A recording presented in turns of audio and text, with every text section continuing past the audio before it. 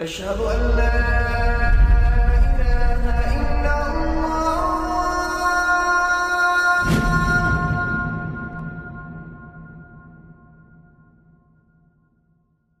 Raindrops media পরিবেশিত audio lecture series সিরাহ। এই সিরিজে আলোচিত হবে পৃথিবীর বুকে শ্রেষ্ঠতম মানুষ রাসূলুল্লাহ মুহাম্মদ সাল্লাল্লাহু আলাইহি ওয়াসাল্লামের জীবন কথা। ইন্নাল হামদুলিল্লাহ ওয়াসসালাতু ওয়াসসালামু আলা রাসূলিল্লাহ ওয়া আলা আলিহি ওয়া আসহাবিহি ওয়া সাল্লামা তাসলিমান কাসীরান মাজিদান ইলা ইয়াউমিদ্দিন, আম্মা বা'দ। গত পর্বে আমরা আলোচনা করেছিলাম মক্কা অভিযানের প্রেক্ষাপট, প্রস্তুতি এবং যাত্রা নিয়ে। কুরাইশদের একটি মিত্রশক্তি হুদাইবিয়ার সন্ধি ভঙ্গ করেছিল, যে কারণে আল্লাহ রাসূল সাল্লাল্লাহু আলাইহি ওয়াসাল্লাম মক্কা অভিযানের সিদ্ধান্ত নেন। 10,000 সেনা নিয়ে তিনি মক্কার উদ্দেশ্যে যাত্রা শুরু করেন। এটা ছিল এ যাবৎকালে মুসলিমদের সবচেয়ে বড় সেনাবাহিনী। রাসূলুল্লাহ সাল্লাল্লাহু আলাইহি ওয়াসাল্লাম তার বাহিনী নিয়ে জি-তুয়ায় পৌঁছালেন। সেখানে তিনি বাহিনীর কোন অংশে কে নেতৃত্ব দেবে সেটা নির্ধারণ করে দিলেন এবং কিভাবে ও কখন মক্কায় প্রবেশ করা হবে সে বিষয়ে নির্দেশনা দিয়ে দিলেন। বাম পাশের বাহিনীর নেতৃত্বে ছিলেন খালিদ ইবনুল ওয়ালিদ রাদিয়াল্লাহু আনহু, ডান পাশের বাহিনীর নেতৃত্বে ছিলেন আয-যুবাইর ইবনুল আওয়াম রাদিয়াল্লাহু আনহু, আর পদাতিক সৈনিকদের নেতৃত্বে ছিলেন আবু ওবায়দা আমির ইবনুল জাররাহ রাদিয়াল্লাহু আনহু। কুরাইশরা কিছু ভাড়াটে সৈন্যদের নিয়ে প্রতিরোধ গড়ার পরিকল্পনা করেছিল। এদেরকে বলা হতো আওবাস। কুরাইশরা সরাসরি মুসলিমদের মুখোমুখি হতে ভয় পাচ্ছিল। তারা চাচ্ছিল আওবাসরা তাদের হয়ে যুদ্ধ করুক। যদি আওবাসরা মুসলিমদের পরাজিত করতে পারে তাহলে তারা গনিমতের ভাগ পাবে, আর যদি আওবাসরা হেরে যায় তাহলে কুরাইশরা মুসলিমদের সাথে চুক্তি করবে যেন মক্কায় অন্তত তাদের থাকতে দেয়া হয়। আল্লাহ রাসূল সাল্লাল্লাহু আলাইহি ওয়াসাল্লাম আনসারদেরকে ডেকে বললেন, তোমরা কি আওবাসদের দেখতে পাচ্ছ? তারা বললেন, জি পাচ্ছি। রাসূলুল্লাহ সাল্লাল্লাহু আলাইহি ওয়াসাল্লাম বললেন, কালকে যখন ওদের পাবে একেবারে গুড়িয়ে দেবে। এরপর বাম হাতের ওপর ডান হাত রেখে বললেন, মনে রেখো তোমরা অবস্থান নেবে আস-সাফায়। আল্লাহ রাসূল সাল্লাল্লাহু আলাইহি ওয়াসাল্লাম সবগুলো বাহিনীর অবস্থান কোথায় হবে তা ঠিক করে দিলেন। আয-যুবাইর ইবনুল আওয়াম রাদিয়াল্লাহু আনহু মুহাজির ঘোড়সওয়ারিদের নেতৃত্বে ছিলেন। তাকে মক্কার উপরিভাগে কিদা নামক স্থানে পতাকা গেড়ে অবস্থান নিতে বলা হয়। তিনি সেখানে হুজুন নামক স্থানে মুসলিমদের পতাকা স্থাপন করবেন এবং পরবর্তী নির্দেশ পাওয়া পর্যন্ত সেখানেই অবস্থান করবেন। খালিদ ইবনুল ওয়ালিদ রাদিয়াল্লাহু আনহুর নেতৃত্বে ছিল কুদআস, সুলাইম সহ বেশ কিছু গোত্র। তারা অবস্থান নেন মক্কার নিচের দিকে।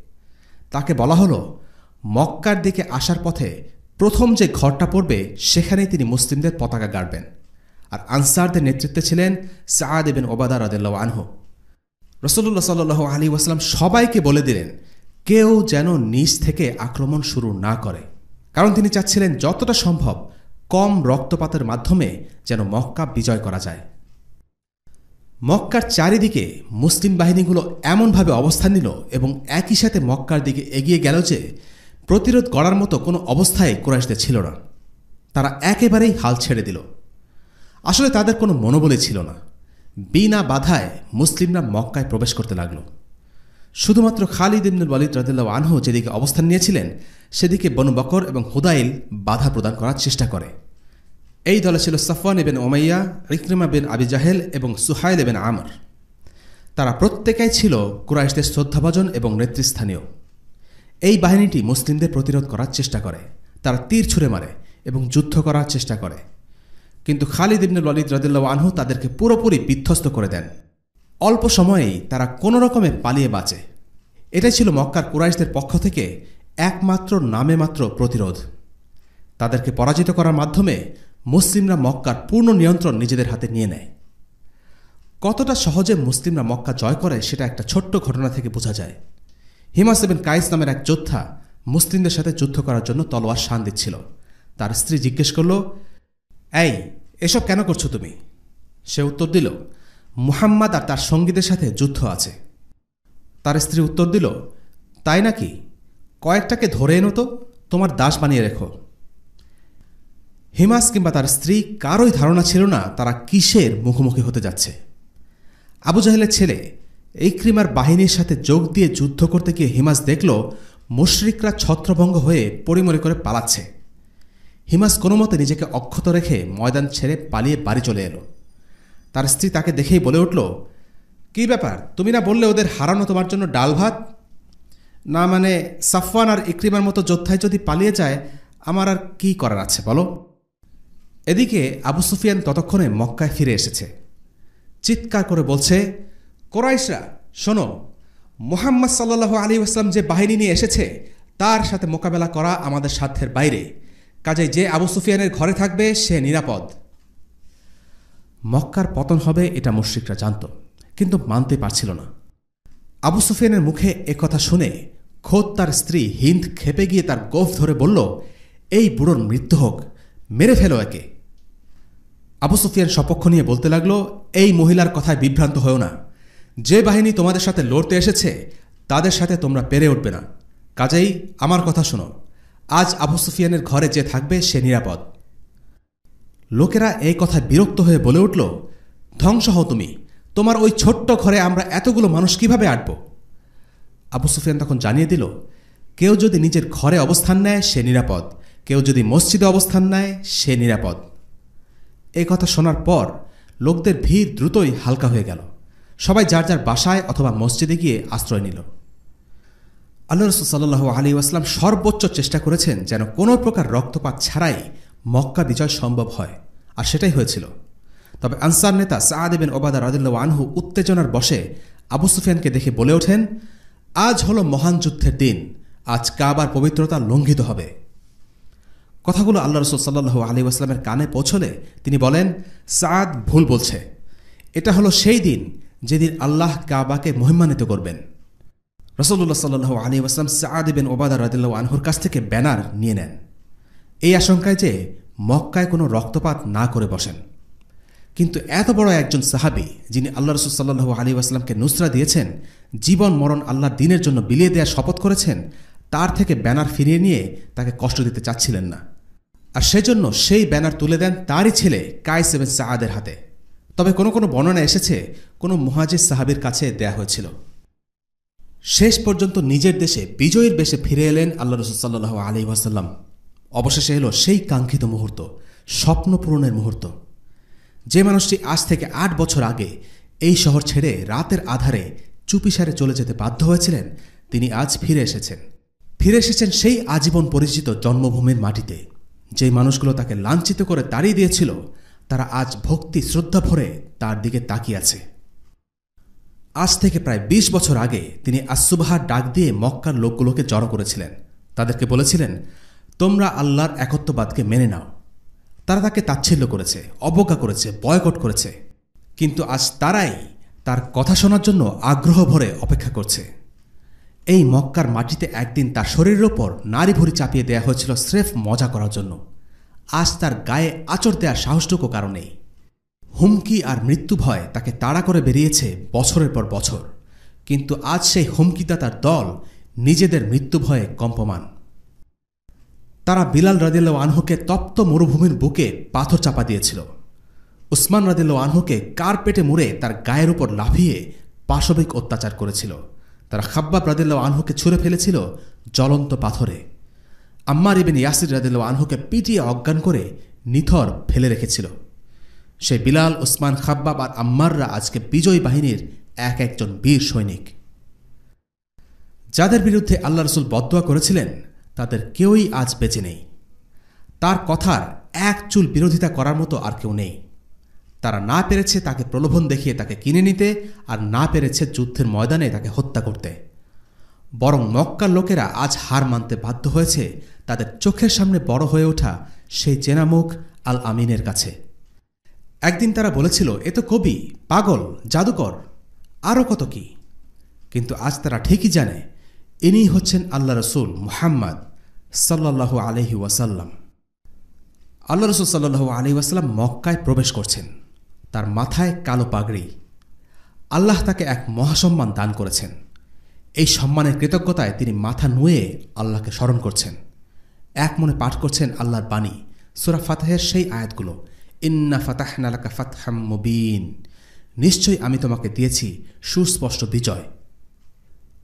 বিজয়ের বেশে আজ মক্কার রাজপথ দিয়ে এগিয়ে যাচ্ছেন আল্লাহ রাসূল সাল্লাল্লাহু আলাইহি ওয়াসাল্লাম। কিন্তু কোথাও কোনো কুচকাওয়াজ নেই, নেই কামানের শব্দের মিথ্যে জৌলুস, জাতীয় সঙ্গীতের বাজনা নেই, উন্মত্ত উল্লাস ধ্বনিও নেই, কোনো লাল গালিচাও পাতা নেই। পরাক্রমশালী এক বাহিনী, অথচ কোনো অহংকারের ছাপ নেই। বুক উঁচু করে অবনত মস্তকে আল্লাহর প্রতি বিনম্র চিত্তে বিজয়ী রাসূলুল্লাহ সাল্লাল্লাহু আলাইহি ওয়াসাল্লাম প্রবেশ করছেন। তিনি উটের পিঠে বসা। শহরে ঢোকার সময় তিনি আল্লাহর কাছে সিজদা দিয়ে আছেন। এতটাই নিচু হয়ে আছেন যে তার দাড়ি উটের সাথে লেগে আছে। তার মধ্যে অধ্যত নেই, আছে নম্রতা। উত্তেজনা নেই, আছে সাকিনা। আল্লাহ রাসূল সাল্লাল্লাহু আলাইহি ওয়াসাল্লাম কাবার চারদিকে তাওয়াফ করলেন। তার হাতে একটি বর্শা ছিল। সেই বর্শা দিয়ে কাবাকে ঘিরে রাখা ৩৬০টি মূর্তিকে একে একে ধাক্কা দিয়ে ফেলে দিতে লাগলেন। মুশরিকদের দেবতারা একে একে ভূপাতিত হতে লাগল। আল্লাহ রাসূল সাল্লাল্লাহু আলাইহি ওয়াসাল্লাম তিলাওয়াত করছেন কোরআনের সেই দুটো আয়াত, وَقُلْ جَاءَ الْحَقُّ وَزَهَقَ الْبَاطِلُ إِنَّ الْبَاطِلَ كَانَ زَهُوقًا। আর বলুন, সত্য এসেছে এবং মিথ্যা বিলুপ্ত হয়েছে। মিথ্যা তো বিলুপ্ত হয়েই থাকে। সূরা আল ইসরা আয়াত ৮১। قُلْ جَاءَ الْحَقُّ وَمَا يُبْدِئُ الْبَاطِلُ وَمَا يُعِيدُ। বলুন, সত্য এসেছে এবং বাতিল কিছু সৃষ্টি করতে পারে না, আর কিছু পুনরাবৃত্তিও করতে পারে না। সূরা সাবা আয়াত ৪৯। একে একে সমস্ত মূর্তিকে ধ্বংস করা হলো। উসমান ইবনে তালহা রাদিয়াল্লাহু আনহুর কাছ থেকে কাবার চাবি আনা হলো। রাসূলুল্লাহ সাল্লাল্লাহু আলাইহি ওয়াসাল্লাম কাবার দরজা খুললেন। ঢুকেই সেখানে দেখতে পেলেন কাঠের তৈরি একটা কবুতরের মূর্তি। সেটা ছুঁড়ে ভেঙে ফেললেন। আল কাবার ভেতরে আরও অনেক ছবি আর মূর্তি ছিল। সমস্ত মূর্তি ভেঙে টুকরো টুকরো করা হলো। সবগুলো ছবি মুছে ফেলা হলো। কাবার ভেতরে একটা ছবিকে মুশরিকরা নবী ইব্রাহিম আলাইহিসসালামের ছবি বলে দাবি করত। সেই ছবিতে ইসমাইল আলাইহিসসালামের হাতে ছিল আল আজলাম। আল আজলাম হল এক প্রকার লটারি। পৌত্তলিকরা কোনো ব্যাপারে সিদ্ধান্ত নেয়ার জন্য এই লটারি ব্যবহার করত। এই ছবি চোখে পড়ায় রাসূলুল্লাহ সাল্লাল্লাহু আলাইহি ওয়াসাল্লাম বলেন, আল্লাহ ওদের ধ্বংস করুন। এই মুশরিকটা ঠিকই জানত ইব্রাহিম বা তার পুত্র কেউই আল আজলাম ব্যবহার করতেন না। সবগুলো প্রতিকৃতি ও ছবি সরিয়ে ফেলার পর রাসূলুল্লাহ সাল্লাল্লাহু আলাইহি ওয়াসাল্লাম কাবার ভেতরে প্রবেশ করলেন। কাবা এখন শিরকের কলুষতা এবং নোংরামি থেকে পবিত্র। আল্লাহ রাসূল সাল্লাল্লাহু আলাইহি ওয়াসাল্লাম কাবার প্রতিটি কোণে গিয়ে পাঠ করলেন আল্লাহু আকবার। তারপর সেখানেই সালাত আদায় করলেন। সালাত শেষে আল্লাহ রাসূল সাল্লাল্লাহু আলাইহি ওয়াসাল্লাম কাবা থেকে বের হয়ে কাবার দরজার সামনে দাঁড়ালেন। উৎসুক জনতা তার চারপাশে জড়ো হয়ে আছে, তার প্রতিটি পদক্ষেপ লক্ষ্য করছে। তিনি তাদের উদ্দেশ্যে একটি ছোট্ট ভাষণ দিলেন। আল্লাহ ছাড়া কোনো ইলাহ নেই, তিনি এক, তার কোনো শরিক নেই। আজ তিনি তার ওয়াদা সত্যে পরিণত করেছেন, তার বান্দাকে সাহায্য করেছেন, একাই সমগ্র শত্রুকে পরাজিত করেছেন। তোমরা জেনে রাখো, জাহিলিয়াতের সকল আভিজাত্যের অহমিকা আর সম্পদের প্রতিশোধের দাবি আমার পায়ের নিচে। তবে বাইতুল্লাহ সেবা এবং হাজিদের পানি পান করানোর বিষয়টি আগের মতোই থাকবে। জেনে রাখো, যে কোনো রকমের হত্যাকাণ্ডের দায়িত্ব বা ক্ষতিপূরণ ১০০ উট, এর মধ্যে ৪০টি উট হতে হবে গর্ভবতী। কোরাইশরা, তোমরা জেনে রাখো, আল্লাহ তাআলা তোমাদের মধ্য থেকে জাহিলিয়াতের অহংকার এবং বংশগৌরবের অবসান ঘটিয়েছেন। সকল মানুষ আদমের সন্তান, আর আদমের সৃষ্টি মাটি থেকে। এরপর তিনি পাঠ করলেন সূরা হুজুরাতের একটি আয়াত, يا أيها الناس إنا خلقناكم من ذكر وأنثى وجعلناكم شعوبا وقبائل لتعارفوا إن أكرمكم عند الله أتقاكم إن الله عليم خبير। হে মানুষ, আমি তোমাদেরকে সৃষ্টি করেছি এক পুরুষ ও এক নারী থেকে। পরে তোমাদেরকে বিভক্ত করেছি বিভিন্ন জাতি ও গোত্রে, যাতে তোমরা একে অপরের সাথে পরিচিত হতে পারো। তোমাদের মধ্যে ওই ব্যক্তি আল্লাহর নিকট অধিক মর্যাদা সম্পন্ন, যে অধিক মুত্তাকি। আল্লাহ সব কিছু জানেন, সব কিছুর খবর রাখেন। সূরা হুজুরাত আয়াত ১৩। রাসূলুল্লাহ সাল্লাল্লাহু আলাইহি ওয়াসাল্লাম কাবা ঘর থেকে বেরিয়ে এলেন। চাবি ফিরিয়ে দিলেন উসমান ইবনে তালহার হাতেই। উসমান ইবনে তালহার গোত্র বনু সাইবা যুগ যুগ ধরে কাবার চাবি রাখার দায়িত্বে নিয়োজিত ছিল। মক্কা বিজয়ের পর রাসূলুল্লাহ সাল্লাল্লাহু আলাইহি ওয়াসাল্লামের গোত্র বনু হাশিমের অনেকেই চাইল চাবি রাখার দায়িত্ব বনু হাশিমকে দেয়া হোক, কারণ কাবার চাবি রাখার দায়িত্ব বিশেষ মর্যাদার একটি কাজ। তারা সেই মর্যাদা পেতে চাইলেন। কিন্তু রাসূলুল্লাহ সাল্লাল্লাহু আলাইহি ওয়াসাল্লাম চাবি নিজের কাছেও রাখলেন না, নিজের গোত্রকেও দিলেন না, উসমান বিন তালহার কাছেই ফিরিয়ে দিলেন। মাক্কি যুগে একবার আল্লাহ রাসূল সাল্লাল্লাহু আলাইহি ওয়াসাল্লাম উসমান বিন তালহার কাছে কাবার চাবি চেয়েছিলেন। সেদিন উসমান বিন তালহা খুবই রূঢ়ভাবে জবাব দেন। উসমান বিন তালহা হয়তো আশাই করছিলেন না যে মক্কা বিজয়ের পর তার গোত্র আবার চাবি ফেরত পাবে। রাসূলুল্লাহ সাল্লাল্লাহু আলাইহি ওয়াসাল্লাম তাকে বললেন, উসমান, তুমি নিশ্চয়ই দেখতে পাচ্ছ কাবার চাবি এখন আমার হাতে। আমার যাকে ইচ্ছা তাকেই আমি চাবিটি দেব। উসমান বিন তালহা উত্তর দিলেন, আজ কুরাইশরা অপমানিত হয়েছে, ধ্বংস হয়েছে। রাসূলুল্লাহ সাল্লাল্লাহু আলাইহি ওয়াসাল্লাম বললেন, না, তারা তো বরং সম্মানিত আর শক্তিশালী হয়েছে। এরপর তাকে বললেন, আজকের দিন হল তাকওয়া, বিশ্বস্ততা আর আনুগত্যের দিন। এই চাবি চিরজীবনের জন্য তুমি নিয়ে নাও। জালিম ছাড়া আর কেউ তোমার কাছ থেকে এই চাবি কেড়ে নেবে না। রাসূলুল্লাহ সাল্লাল্লাহু আলাইহি ওয়াসাল্লাম চাননি কাবার চাবির তত্ত্বাবধান নিয়ে গোত্রের মধ্যে প্রতিযোগিতা কাজ করুক, তাই উসমান বিন তালহার কাছে ফিরিয়ে দিলেন। রাসূলুল্লাহ সাল্লাল্লাহু আলাইহি ওয়াসাল্লাম কাবা থেকে বের হয়ে এলেন। কাবা ঘরের সামনে দাঁড়িয়ে আছেন। চারিদিকে অসংখ্য মানুষ। মক্কার জনতার চোখে মুখে বিস্ময়, ভয়, কৌতূহল।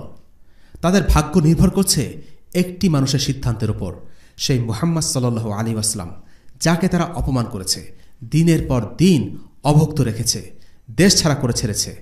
আজ তিনি বীরের বেশে দেশের নেতা হয়ে ফিরেছেন। কুরাইশের লোকেদের বুকের রক্ত আজ হিম হয়ে আসার কথা। তারা আজ তারই তরবারির নিচে। রাসূলুল্লাহ তাদের উদ্দেশ্যে প্রশ্ন করলেন, তোমাদের কি ধারণা আজ তোমাদের সাথে আমি কেমন ব্যবহার করব? আপনি আমাদের ভাই, আমাদের ভাইয়ের ছেলে, আপনার কাছ থেকে মহৎ আচরণের আশা করি।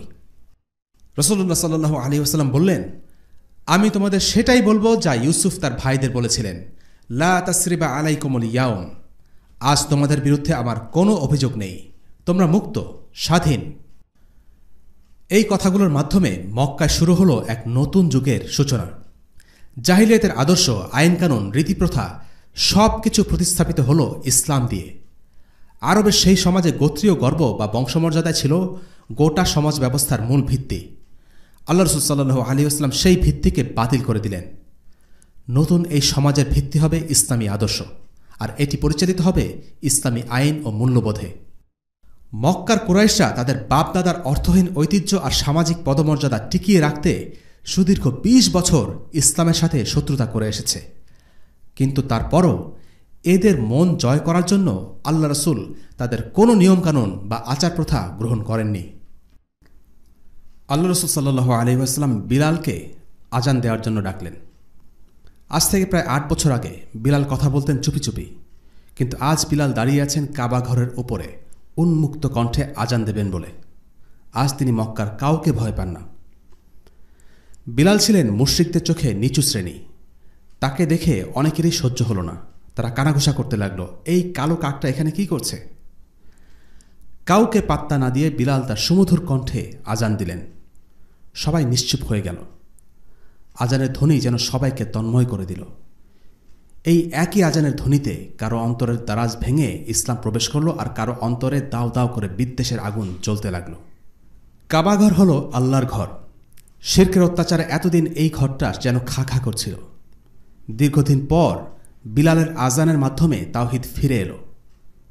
বিলাল ছিলেন একজন দাস। কাবায় তার আজান ছিল মক্কায় গোত্রভিত্তিক শ্রেষ্ঠত্ব ও আভিজাত্যের প্রতীকী সমাপ্তি। বিলালকে দিয়ে আজান দেওয়ার মাধ্যমে রাসূলুল্লাহ সাল্লাল্লাহু আলাইহি ওয়াসাল্লাম বোঝাতে চাচ্ছিলেন যে ইসলাম দ্বারা যে নতুন যুগের সূচনা হয়েছে তাতে জাহিলিয়াতের শ্রেণী বৈষম্যের কোনো স্থান নেই। একজন মানুষের মর্যাদা বা হীনতা নির্ধারিত হবে তার তাকওয়ার মাধ্যমে। বিলাল যখন আজান দিচ্ছিলেন তখন আবু সুফিয়ান, হারিস ইবনে হিশাম সহ কুরাইশদের বেশ কিছু নেতৃস্থানীয় লোক একসাথে দাঁড়িয়েছিল। আত্তাব ইবনে উসাইদ বিলালকে দেখিয়ে বলল, দেখেছ, এই কালো লোকটি আজকে আমাদের চাইতে বেশি সম্মান পাচ্ছে। ভাগ্যিস আজকে আমার বাবা বেঁচে নেই, তাকে এই দৃশ্য দেখতে হচ্ছে না।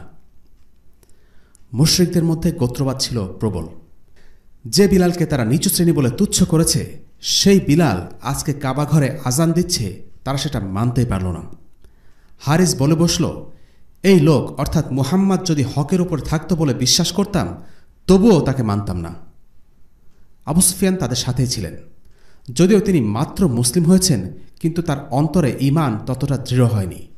তিনিও বিষয়টি মানতে পারছিলেন না। তিনি বললেন, আমি কিছুই বলবো না। আমি যদি কিছু বলি আর পাথর যদি আমার কথাটা শোনে, তাহলে সে ঠিকই নবীজির কানে এই কথা পৌঁছে দেবে। অর্থাৎ আবু সুফিয়ান মুখ খুলতেই ভয় পাচ্ছিলেন। তিনি বিলাল রাদিয়াল্লাহু আনহুর আযান পছন্দ করছিলেন না, আবার এটা নিয়ে সমালোচনা করার মতো সাহসও তার ছিল না। পরে আল্লাহ রাসূল সাল্লাল্লাহু আলাইহি ওয়াসাল্লাম যখন এদের পাশ দিয়ে যাচ্ছিলেন, তখন বললেন, আমি শুনেছি তোমরা কে কি বলেছ। এরপর তিনি তাদের তিনজন কি বলেছে সেটা তাদের শুনিয়ে দিলেন। সেটা শুনে হারিস বলে উঠল, আল্লাহর কসম, আপনি অবশ্যই একজন নবী, কারণ কেউই আমাদের কথাগুলো শোনার কথা না। হারিস ইবনে আত্তাব ঘটনার পর মুসলিম হয়ে যান। আবু সুফিয়ান তখন মুসলিমই ছিলেন, কিন্তু পরবর্তীতে তিনি আরও নিষ্ঠাবান মুসলিম হয়ে যান। এই ঘটনা থেকে আমরা ছোট্ট একটি শিক্ষা পাই, আর তা হল, একজন মুসলিমের আন্তরিকভাবে মুসলিম হতে সময় প্রয়োজন হতে পারে। সবাই ওমর রাদিয়াল্লাহু আনহুর মতো হবে এমনটা না। ওমর যেদিন মুসলিম হয়েছিলেন সেদিন থেকেই তিনি ইসলামের জন্য নিবেদিত প্রাণ। কিন্তু আবু সুফিয়ানের মতো আরও অনেকে আছেন যারা কিছুটা অনিচ্ছায় মুসলিম হয়েছেন সত্যি, কিন্তু পরবর্তীতে সময়ের সাথে সাথে তারা বদলে যান এবং ইসলামকে ভালোবাসতে শুরু করেন। আবু সুফিয়ান পরবর্তীতে শামের অনেক জিহাদে অংশ নেন। হারিস ইবনে হিশাম ইয়ারমুকের যুদ্ধে শহীদ হন। ইসলামের ইতিহাসে এমন অনেক সাহাবী আছেন যারা জীবনের প্রথম ভাগে ছিলেন ইসলামের শত্রু। মক্কা বিজয়ের পর তারা নামকাওয়াস্তে ইসলাম গ্রহণ করেন, কিন্তু পরবর্তীতে ইসলামকে সত্যি সত্যি ভালোবেসে ফেলেন এবং ইসলামের জন্য শহীদ হয়ে যান। কাজে আমাদের উচিত মানুষের পরিবর্তনের ব্যাপারে ধৈর্য ধরা। একজন মানুষ মুসলিম হলেই তার অন্তরে ঈমান প্রবেশ করে না। এজন্য আল্লাহ রাসূল সাল্লাল্লাহু আলাইহি ওয়াসাল্লাম একবার কিছু বেদুইনকে বলেছিলেন, তোমরা মুসলিম হয়েছ ঠিকই, কিন্তু তোমাদের অন্তরে ঈমান প্রবেশ করেনি। কাজেই ইসলাম মানে যখন একজন মানুষ আল্লাহর কাছে বাহ্যিকভাবে আত্মসমর্পণ করে, কিন্তু পরিপূর্ণ আত্মসমর্পণ তখনই হয় যখন তার অন্তর আল্লাহর কাছে পূর্ণভাবে সঁপে দেয়। এর জন্য সময় লাগতে পারে। আমরা যদি কারো পরিবর্তন চাই, ইসলামের কথা বুঝাই, তবে এটা মাথায় রাখা উচিত রাতারাতি মানুষের পরিবর্তন নাও হতে পারে। আবার সময় দেয়া বা অপেক্ষা করার অর্থ এই নয় যে আমরা শত্রুদের থেকে হাত গুটিয়ে রাখব। কুরাইশ নেতারা একসময় মুসলিম হবেন সে আশায় আল্লাহ রাসূল সাল্লাল্লাহু আলাইহি ওয়াসাল্লাম তাদের বিরুদ্ধে জিহাদ করা থেকে হাত গুটিয়ে রাখেননি।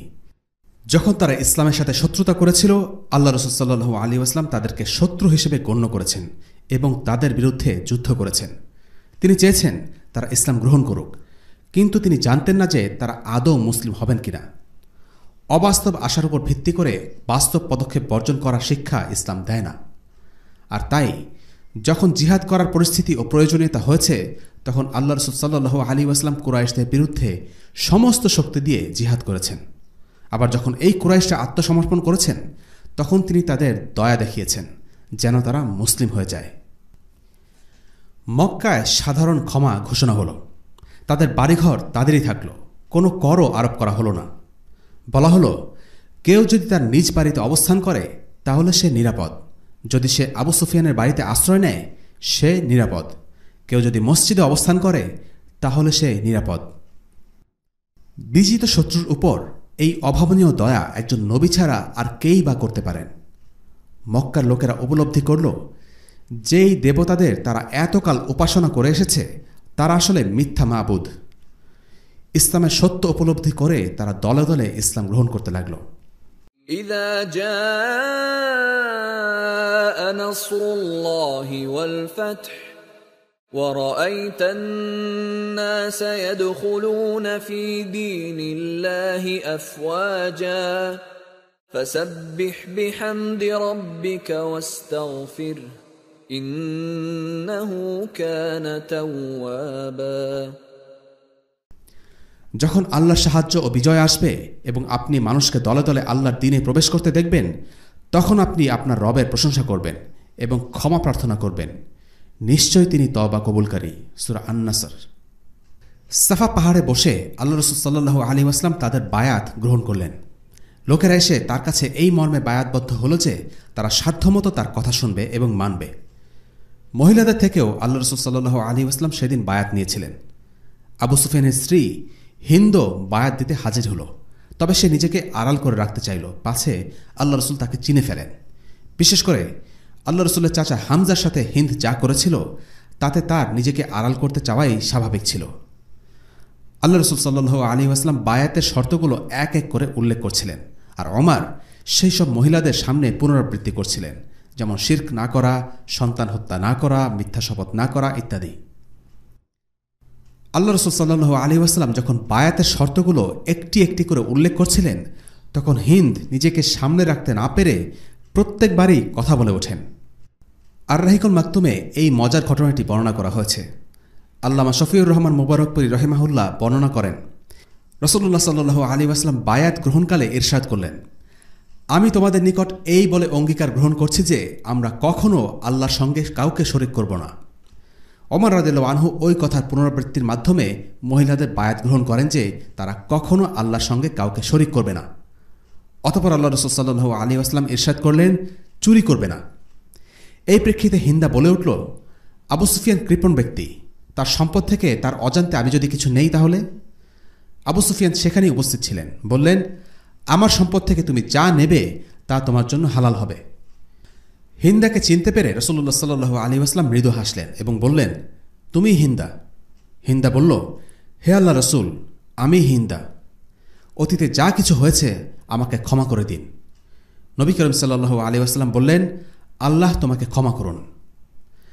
অতঃপর নবী করিম সাল্লাল্লাহু আলাইহি ওয়াসাল্লাম বললেন, ব্যভিচার করবে না। প্রত্যুত্তরে হিন্দা বলল, আচ্ছা, স্বাধীন মহিলারা কি কখনো জিনা করে? নবী সাল্লাল্লাহু আলাইহি ওয়াসাল্লাম বললেন, নিজ সন্তানদেরকে হত্যা করবে না।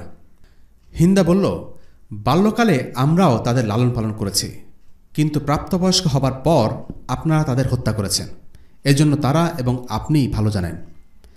প্রকাশ থাকে যে হিন্দার সন্তান হানজালা বিন আবু সুফিয়ান বদর যুদ্ধে নিহত হয়েছিল। হিন্দার মুখ থেকে এই কথা শুনে ওমর রাদিয়াল্লাহু আনহু হাসতে হাসতে চিত হয়ে শুয়ে পড়লেন এবং রাসূলুল্লাহ সাল্লাল্লাহু আলাইহি ওয়াসাল্লামও মৃদু হাসলেন। অতঃপর নবী করিম সাল্লাল্লাহু আলাইহি ওয়াসাল্লাম বললেন, কাউকে মিথ্যা অপবাদ দেবে না। হিন্দা বলল, আল্লাহর কসম, মিথ্যা অপবাদ অত্যন্ত খারাপ কথা। আপনি বাস্তবে কি হিদায়াত এবং উত্তম চরিত্রের নির্দেশ প্রদান করেছেন। এরপর নবী করিম সাল্লাল্লাহু আলাইহি ওয়াসাল্লাম বললেন, কোন সদুপদেশে রাসূল সাল্লাল্লাহু আলাইহি ওয়াসাল্লামের অবাধ্য হবে না। হিন্দা বলল, আল্লাহর কসম, আমরা এমন মনোভাব নিয়ে এই বৈঠকে বসিনি যে আপনার অবাধ্য হব। অতঃপর রাসূলুল্লাহ সাল্লাল্লাহু আলাইহি ওয়াসাল্লামের খিদমত থেকে ফিরে এসে হিন্দা তার উপাস্য মূর্তিটি ভেঙে ফেলে। মূর্তি ভাঙার সময় সে বলছিল, আমরা তোমার সম্পর্কে ভ্রান্তির মধ্যে নিপাতিত ছিলাম, আমাদের সে ভুল এখন ভেঙে গেছে। সহিহুল বুখারীতে বর্ণিত আছে, হিন্দা বিনতে উতবা রাসূলুল্লাহ সাল্লাল্লাহু আলাইহি ওয়াসাল্লামের নিকটে এসে আরজ করল, ইয়া রাসূলুল্লাহ, জমিনের বুকে তার চেয়ে বেশি প্রিয় আমার নিকটে কেউ ছিল না যে আপনাকে অপমান করতে পারে। অতঃপর আজকের দিনে জমিনের বুকে আমার নিকট সেই অধিক প্রিয় আপনাকে যে অপমান করে তার বিরুদ্ধে যুদ্ধ করে। অতঃপর আবার বলল, হে রাসূলুল্লাহ, আবু সুফিয়ান খুবই কৃপণ লোক। আমি যদি তার সম্পদ হতে আমাদের পরিবারের জন্য ব্যয় করি তবে তা অন্যায় হবে? রাসূলুল্লাহ সাল্লাল্লাহু আলাইহি ওয়াসাল্লাম ইরশাদ করলেন, না, অন্যায় হবে না, তবে তা নিতে হবে ইনসাফের সাথে। আর রাহিকুল মাকতুমের বর্ণনাটি এখানেই শেষ। উল্লেখ্য, এই হিন্দা বা হিন্দ, যিনি ইসলামের ঘোর শত্রু ছিলেন, তিনিও একসময় বদলে যান এবং নিষ্ঠাবান মুসলিমা হিসেবে দ্বীনের খেদমত করেন। সাধারণ ক্ষমা ঘোষণা করলেও কিছু জঘন্য অপরাধের জন্য একটি ব্ল্যাকলিস্ট তৈরি করা হয়, এদেরকে ক্ষমা করা হয়নি। এই ব্ল্যাকলিস্টে ছিল 9 থেকে 13 জন মানুষ। এরা হল আব্দুল উজ্জা ইবনে খাতাল এবং তার 2 দাসী, আবদুল্লাহ ইবনে সাদ আবি সারাহ, মাকিস ইবনে সাবাবা, আল হুয়াইরিস ইবনে নাকিস, হাব্বার ইবনে আল আসওয়াদ এবং সারাহ। ভিন্ন বর্ণনায় ভিন্ন ভিন্ন নামও এসেছে। এদের ব্যাপারে রাসূলুল্লাহ সাল্লাল্লাহু আলাইহি ওয়াসাল্লাম বলেন, তাদেরকে হত্যা করো, যদি তার আল কাবার গিলাফ ধরে ঝুলে থাকে তবুও। আল্লাহ রাসূল সাল্লাল্লাহু আলাইহি ওয়াসাল্লাম শত্রুদের সাথে দয়া যেমন দেখিয়েছেন, কঠোরতাও দেখিয়েছেন। তিনি কুরাইশদের সাথে দীর্ঘদিন ধরে যুদ্ধ করেছেন, কিন্তু মক্কা বিজয়ের পর তাদেরকে ক্ষমা করে দিয়েছেন।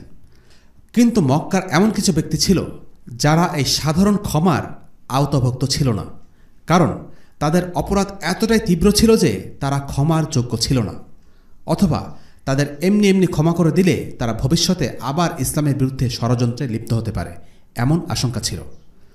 দয়া দেখানোর একটা সীমা আছে, সীমার বাইরে দয়া দেখালে সেটা আর দয়া থাকে না, সেটা হয়ে যায় দুর্বলতা। এই কারণে কিছু লোক ছিল যারা ছিল আল্লাহ রসুল সাল্লাল্লাহু আলাইহি ওয়াসাল্লামের সাধারণ ক্ষমার আওতা বহির্ভূত। তাদের ব্যাপারে আদেশ ছিল যে তাদেরকে যেখানে পাওয়া যাবে হত্যা করা হবে। এদের ব্যাপারে জানা যাক। প্রথমজন হল আবদুল্লাহ ইবনে খাতাল। সে ছিল একজন মুহাজির মুসলিম। একবার রাসূলুল্লাহ সাল্লাল্লাহু আলাইহি ওয়াসাল্লাম তাকে কর সংগ্রহ করার কাজে পাঠান। তার দাস তার সাথে ছিল। পথিমধ্যে কোনো কারণে সে তার দাসের ওপর রেগে গিয়ে তাকে মেরে ফেলে। সে জানত কাজটি শাস্তিযোগ্য অপরাধ। রাসূলুল্লাহ সাল্লাল্লাহু আলাইহি ওয়াসাল্লাম তাকে কোনো ছাড় দেবেন না। ইসলাম ন্যায়ের ধর্ম, চাকর হোক মালিক হোক সবার জন্যই ন্যায় বিচার। আবদুল্লাহ বিন খাতাল শাস্তির ভয়ে মক্কায় পালিয়ে যায় এবং ইসলাম ত্যাগ করে। হত্যার আদেশ জারি হওয়ার পর সে কাবা ঘরের গিলাফ ধরে ঝুলে থাকে। তাকে সেই অবস্থাতেই হত্যা করা হয়। তার দুজন দাসী ছিল, ফারতানা এবং আরনাব। আল্লাহ রসুলের কুৎসামূলক গান গাওয়ার অপরাধে তাদের দুজনকে ব্ল্যাকলিস্টেড করা হয়। এদের মধ্যে একজনকে হত্যা করা হয় আর অপরজন মুসলিম হয়ে ছাড়া পেয়ে যায়। আবদুল্লাহ ইবনে আবি সারাহ ছিল একজন মুসলিম এবং কোরআন সংরক্ষণকারী, কিন্তু পরবর্তীতে ইসলাম ত্যাগ করে মুরতাদ হয়ে সে মক্কায় পালিয়ে যায়। সেখানে গিয়ে সে গলাবাজি করতেও থাকে, আমি কোরআন পাল্টে ফেলব, কোরআন লিখে তার অর্থ বদলে দিব। মক্কা বিজয় দিন পরিস্থিতি শান্ত হয়ে এলে তার দুধ ভাই উসমান ইবনে আফফান রাদিয়াল্লাহু আনহুর কাছে নিরাপত্তা চায়। উসমান তাকে নবীজির কাছে নিয়ে যান।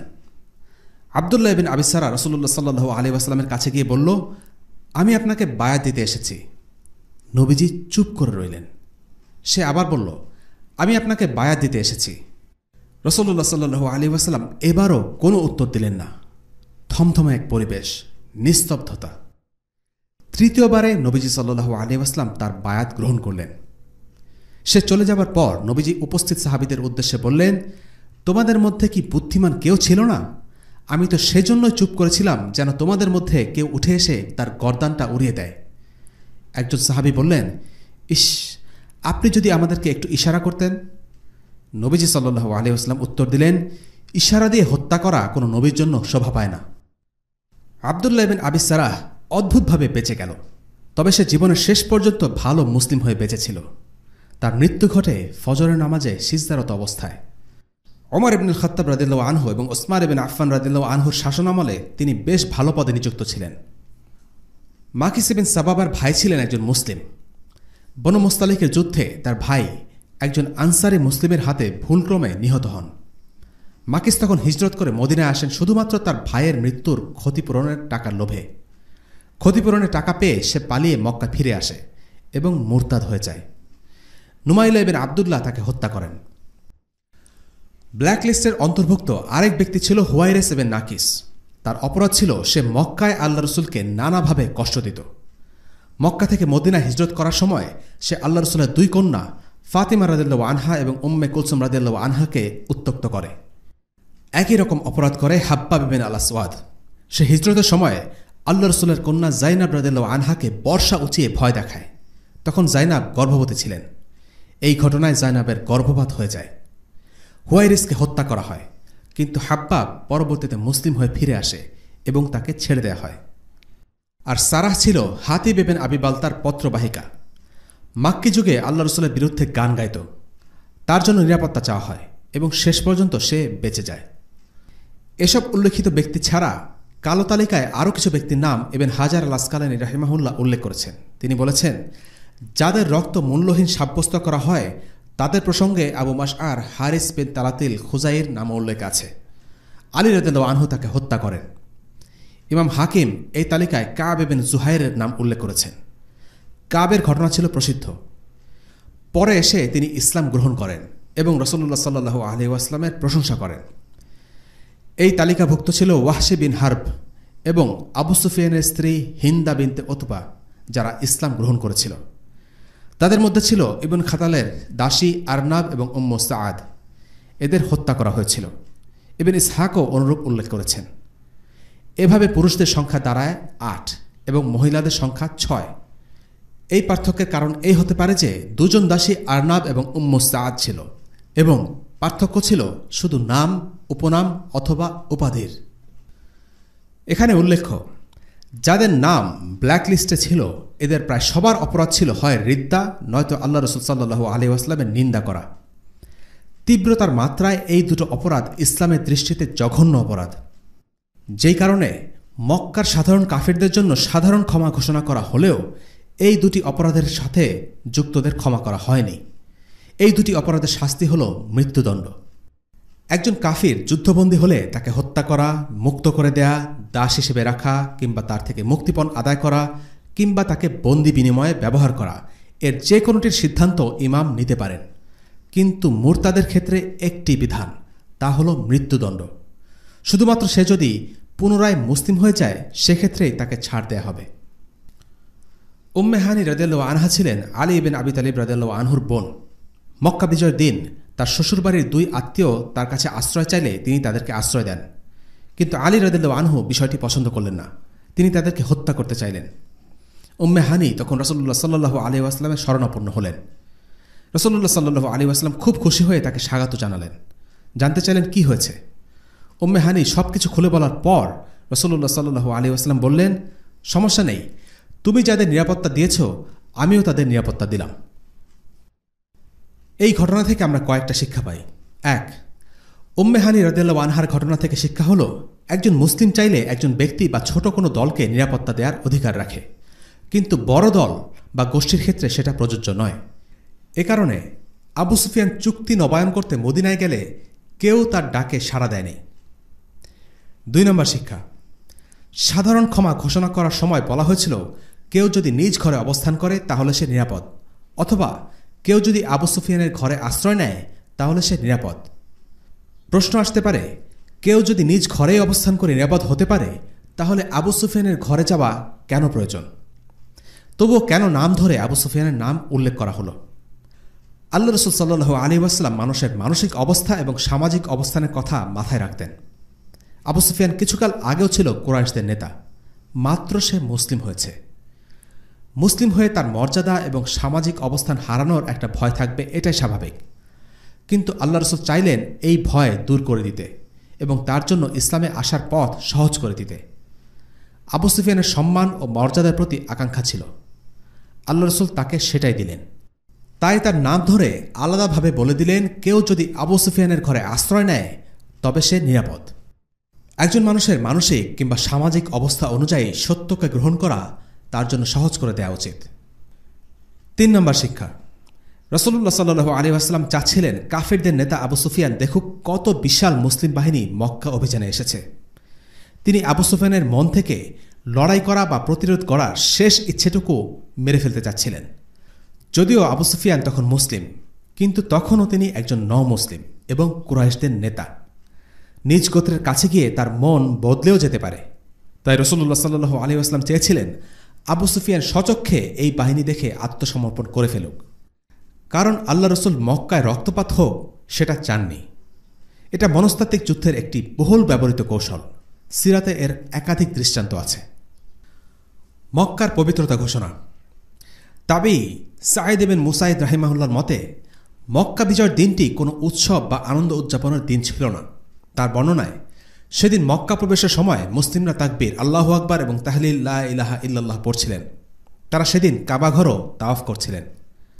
মক্কা বিজয়ের মাধ্যমে আল্লাহ আজ্জা ওয়া জাল তাদেরকে মক্কায় প্রবেশ করা তৌফিক দিয়েছেন, আল্লাহর ইবাদত করার সুযোগ করে দিয়েছেন। দীর্ঘদিন পর কাবায় ফিরে এসে তারা সন্তুষ্ট, আনন্দিত। তারা সকাল পর্যন্ত কাবাঘর তাওয়াফ করেন, সারা রাত ধরে তাদের ইবাদত চলল। এই চমৎকার দৃশ্যে মুগ্ধ হয়ে আবু সুফিয়ান তার স্ত্রীকে বলল, তোমার কি মনে হয় এটা আল্লাহর পক্ষ থেকে? হিন্দ জবাব দিল, হ্যাঁ, আমার তো তাই মনে হচ্ছে। এরপর রাসূলুল্লাহ সাল্লাল্লাহু আলাইহি ওয়াসাল্লামের সাথে আবু সুফিয়ানের দেখা হলো।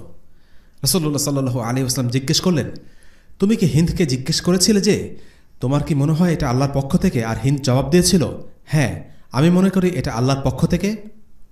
এই কথা শোনামাত্র আবু সুফিয়ানের অন্তরের ভেতর কি যেন একটা পরিবর্তন হয়ে গেল। নবুয়ত নিয়ে তার সমস্ত দ্বিধা দূর হয়ে গেল। আবু সুফিয়ান বললেন, আমি সাক্ষ্য দিচ্ছি আপনি হচ্ছেন আল্লাহ রসুল। আর কেউ আমাদের এই কথোপকথন শুনেনি। আমি আর হিন্দ ছাড়া আর কেউ সেখানে ছিল না। মক্কা বিজয়ের পরদিন আল্লাহ রাসূল সাল্লাল্লাহু আলাইহি ওয়াসাল্লাম সবার উদ্দেশ্যে বললেন, আল্লাহ তাআলা যেদিন আসমান ও জমিন সৃষ্টি করেছেন সেই একই দিন তিনি মক্কাকে পবিত্র স্থান হিসেবে নির্ধারণ করেছেন, আর কিয়ামত পর্যন্ত এই পবিত্রতা বলবৎ থাকবে। আল্লাহ এবং শেষ বিচার দিবসে বিশ্বাসী কারো জন্য মক্কায় রক্তপাত কিংবা গাছ কাটা বৈধ নয়। আমার আগেও এমনটা করা বৈধ ছিল না, আমার পরেও তা কারো জন্য বৈধ হবে না। যদি কেউ প্রশ্ন তোলে তাহলে আল্লাহ রাসূল কেন এখানে রক্তপাত করেছেন, তবে তাকে বলবে, আল্লাহ তাকে সেই অনুমতি দিয়েছেন, এই অনুমতি তোমাদের দেয়া হয়নি, আর আমার ক্ষেত্রে সেটা কিছু সময়ের জন্যই বৈধ করা হয়েছে। আগে এখানে খুন খারাপি রক্তপাত নিষিদ্ধ ছিল, ভবিষ্যতেও তাই থাকবে। অন্য একটি বর্ণনা অনুসারে পশুপাখি হত্যা, গাছ কাটা, গাছপালা উপড়ে ফেলার উপর নিষেধাজ্ঞা জারি করা হয়। গাছ না কাটার আদেশ শুনে আব্বাস ইবনে আব্দুল মুত্তালিব ইস্কির নামের একটি গাছ কাটার অনুমতি চাইলেন। এই গাছটিকে মৃতদের জন্য সুগন্ধি হিসেবে ব্যবহার করা হতো। রাসূলুল্লাহ সাল্লাল্লাহু আলাইহি ওয়াসাল্লাম কেবল এই একটি গাছ কাটার অনুমতি দেন। বনু হুসাইল গোত্রের সাথে বনু খুজার একটি বিরোধ ছিল। ইবনে হিশাম থেকে বর্ণিত, বনু হুসাইলের কিছু যুদ্ধবাজ লোক বনু খুজায়ের এক সাহসী যোদ্ধাকে মেরে ফেলে। এই সাহসী যোদ্ধার নাম হল আহমার। বলা হয়ে থাকে আহমার খুব জোরে নাক ডেকে ঘুমাত, এত জোরে নাক ডেকে ঘুমাত যে সে এলাকার এক প্রান্তে গিয়ে ঘুমাত, কিন্তু সে যখন যুদ্ধে নামত তখন তার সাথে কেউ পেরে উঠত না। এই লোককে বনু হুজাইলের ইবনে আসওয়া নামের এক লোক মেরে ফেলে। মক্কা বিজয়ের পরের কথা। বনু খুজা ছিল মুসলিমদের মিত্রশক্তি, তাই মক্কা বিজয়ের পর তারা এই হত্যাকাণ্ডের প্রতিশোধ নেয়ার সুযোগ পেল। তারা আহমারের হত্যাকারী ইবনে আসওয়াকে খুঁজে বের করল, জিজ্ঞেস করল, তুই আহমারকে হত্যা করেছিস? ইবনে আসওয়া তখন জবাব দেয়, হ্যাঁ, আমি তাকে হত্যা করেছি, তো কি হয়েছে? এই কথা বলার পর খুজার লোকেরা তাকে হত্যা করে। এই হত্যাকাণ্ডটি বনু খুজার হাতে সংঘটিত হয়েছিল আল্লাহ রাসূল সাল্লাল্লাহু আলাইহি ওয়াসাল্লামের রক্তপাত নিষিদ্ধ করার ঘোষণা দেওয়ার পর। আল্লাহ রাসূল সাল্লাল্লাহু আলাইহি ওয়াসাল্লাম তখন খুজাকে উদ্দেশ্য করে বলেন, খুজার লোকেরা, তোমরা হানাহানি থেকে তোমাদের হাত গুটিয়ে নাও। যে লোককে তোমরা হত্যা করেছ আমি তার রক্তপণ আদায় করে দেব। খুনোখুনি অনেক হয়েছে, কিন্তু জেনে রেখো, এরপর যদি কেউ এমন কাজ করে তাহলে নিহত ব্যক্তির পরিবার চাইলে এর প্রতিশোধে হত্যা করতে পারে অথবা ক্ষতিপূরণ দাবি করতে পারে। রাসূলুল্লাহ সাল্লাল্লাহু আলাইহি ওয়াসাল্লাম সেই নিহত লোকের জন্য রক্তপণ আদায় করলেন। এভাবে বিষয়টি বেশি দূর গড়ানোর আগেই নিষ্পত্তি হয়ে গেল। জাহিলিয়াতের যুগে গোত্রে গোত্রে হানাহানি চলত বছরের পর বছর ধরে। হয়তো এক গোত্রের লোক আরেক গোত্রের লোককে হত্যা করেছে, তখন প্রতিশোধ স্বরূপ দ্বিতীয় গোত্র প্রথম গোত্রের কাউকে মেরে ফেলল, এরপর প্রথম গোত্র আবার দ্বিতীয় গোত্রের কাউকে মেরে ফেলল বা লুটপাট করল। এভাবে বছরের পর বছর ঘাত প্রতিঘাত বিরাজমান ছিল, যার কোনো শেষ ছিল না। আল্লাহ রাসূল সাল্লাল্লাহু আলাইহি ওয়াসাল্লাম মক্কায় আসার পর খুনোখুনির এই দুষ্ট চক্রকে স্থায়ীভাবে বন্ধ করতে চাইলেন, তাই নিজ থেকে রক্তপণ আদায় করে দিলেন যেন বিষয়টি দুই গোত্রের মধ্যে বিরোধ নিষ্পত্তি হয়ে যায়। মক্কা বিজয় হল, চারিদিকে আনন্দ, কিন্তু আনসারদের মনে ভয় কাজ করছিল, প্রিয় মানুষকে হারানোর ভয়। মক্কা বিজয়ের পর আল্লাহ রাসূল সাল্লাল্লাহু আলাইহি ওয়াসাল্লাম সাফা পাহাড়ে উঠে আল্লাহর কাছে দোয়া করেন। এই দৃশ্য দেখে আনসাররা ভাবলেন, মক্কা তো বিজয় হয়ে গেছে, আল্লাহ রাসূল সাল্লাল্লাহু আলাইহি ওয়াসাল্লাম নিজ শহরে ফিরে এসেছেন, তিনি নিশ্চয়ই এখানেই থেকে যাবেন। এই ভাবনাটা ছিল ভীষণ কষ্টের। মক্কা থেকে বিতাড়িত হওয়ার পর গত ৮ বছর ধরে আল্লাহ রাসূলকে তারা আগলে রাখতে চেয়েছেন, একসাথে দুঃখ ভাগাভাগি করেছেন, আর এখন আল্লাহ রাসূল সাল্লাল্লাহু আলাইহি ওয়াসাল্লাম তাদেরকে ছেড়ে মক্কায় থেকে যাবেন, তারা তাদের মনকে মানাতেই পারছিলেন না। এই কথাবার্তাগুলো আল্লাহ রাসূলের কানে গেল। তিনি আনসারদের ডেকে জিজ্ঞেস করলেন, তোমরা কি এই কথা বলেছ? তারা প্রথমে স্বীকার করতে চাইলেন না, পরে স্বীকার করলেন। আল্লাহ রাসূল সাল্লাল্লাহু আলাইহি ওয়াসাল্লাম তখন বললেন, আমি আল্লাহর বান্দা ও তার রাসূল, আমি আল্লাহর দিকে ও তোমাদের দিকে হিজরত করেছি, আমার জীবন তোমাদের সাথে, আমার মৃত্যুও তোমাদের সাথে। গভীর আবেগে আনসারদের চোখ ভিজে গেল, এই অশ্রু আনন্দের। তারা কাঁদতে কাঁদতে বললেন, আপনাকে কাছে পাওয়ার আকুলতা আর আল্লাহ ও তার রাসূলের প্রতি ভালোবাসা থেকেই আমরা এই কথা বলেছি ইয়া রাসূলুল্লাহ। রাসূলুল্লাহ সাল্লাল্লাহু আলাইহি ওয়াসাল্লাম বললেন, আল্লাহ ও তার রাসূল তোমাদের কথায় বিশ্বাস করেন। আল্লাহ রাসূল সাল্লাল্লাহু আলাইহি ওয়াসাল্লাম মক্কায় ছিলেন ১৯ দিন, যদিও কিছুটা মতভিন্নতা আছে, কেউ কেউ বলেন ১৫ দিন বা ১৬ দিন। এই সময়টাতে তিনি নিজের বাসায় ছিলেন না, কারণ খাদিজা রাদিয়াল্লাহু আনহার বাড়ি লোকেরা দখল করে ফেলেছিল, আর আবু তালিবের বাসা তার ছেলে আকিল বিক্রি করে দেয়। তাই আল্লাহ রসুল সাল্লাল্লাহু আলাইহি ওয়াসাল্লাম কাবার কাছাকাছি একটি উপত্যকা হুজুনে তার তাঁবু খাটিয়ে সেখানেই বসবাস করতে থাকেন। এই সময়টা তিনি মসজিদুল হারামে সবগুলো সালাত আদায় করেছিলেন। 19 দিনের এই সময়টাতে তিনি ছোট ছোট অনেকগুলো খুতবা দেন, মক্কার মানুষদের ইসলাম শিক্ষা দেন। এরপর তিনি মদিনায় ফিরে আসেন। আজকের পর্ব এখানেই শেষ। পরবর্তী পর্বে ইনশাআল্লাহ আমরা মক্কা বিজয়ের পরবর্তী কিছু ঘটনা, কুরাইশ নেতাদের ইসলাম গ্রহণ এবং কিছু কিছু শিক্ষা নিয়ে আলোচনা করব। ওয়াসাল্লাল্লাহু আলা সাইয়্যিদিনা মুহাম্মদ ওয়া আলা আলিহি ওয়া আসহাবিহি ওয়া সাল্লাম। আলহামদুলিল্লাহি রাব্বিল আলামিন। আসসালামু আলাইকুম ওয়া রাহমাতুল্লাহি ওয়া বারাকাতুহু। রেইনড্রপস মিডিয়ার অন্যান্য প্রজেক্ট সম্পর্কে জানতে ভিজিট করুন www.raindropsmedia.org অথবা ফেসবুক পেজ www.facebook.com/raindropsmedia অথবা ইউটিউব চ্যানেল www.youtube.com/raindropsmediaorg2015